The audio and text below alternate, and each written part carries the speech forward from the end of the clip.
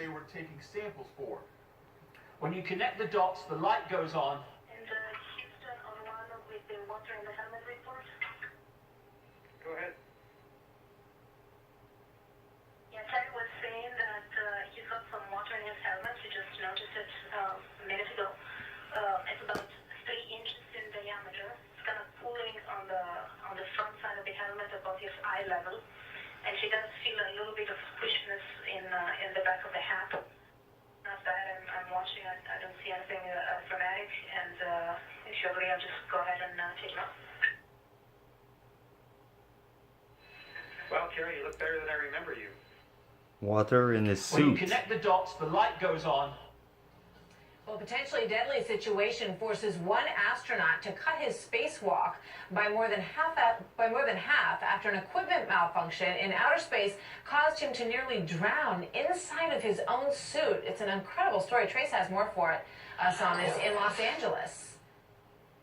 Yeah, we all know, Martha, these spacewalks have become kind of routine when you're out there, but the bottom line is every astronaut knows when they step out of that capsule or space station that even the smallest nick in their spacesuit can mean instant death. This was an Italian astronaut. His name is Luca Parmitano, and he was on a 6.5-hour spacewalk. He was about an hour and a half in when he felt water on the back of his hands and then on the back of his head, and the water was increasing. Listen to him now. Try to figure out what the problem is. Play this.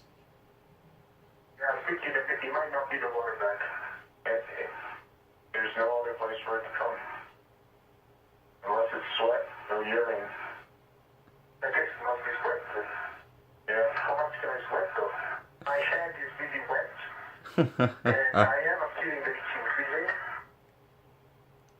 Yeah, I mean, how much can you sweat? He knew it was definitely increasing over his eyes and then his nose and then his mouth. And in zero gravity, the water just kind of pools like a big blob. And it's not like he can just step back inside the capsule or the station and then pop his helmet off. It took 24 minutes to get him back inside. And then you see there another 11 minutes to get his helmet off. NASA says he could easily have drowned, but he was very calm the entire time. Listen. You can imagine, you know, you're in a fishbowl. So go stick your head in a fishbowl and try to walk around, and that's not anything that you take lightly, and certainly EVA is dangerous already. And he did a great job of just keeping calm and cool and getting his way back to the airlock. Did he ever? About a gallon of water actually seeped inside his helmet. Still unclear if it came from his cooling system or from his drinking system, but as you might imagine, Martha, NASA wants to figure that out before they send somebody outside again to have the same thing happen all over again. When you connect the dots, the light goes on. What do you think, guys? Maybe because they do that in that pool? This one? Yeah? Or maybe water in space? In the vacuum of space? Come on.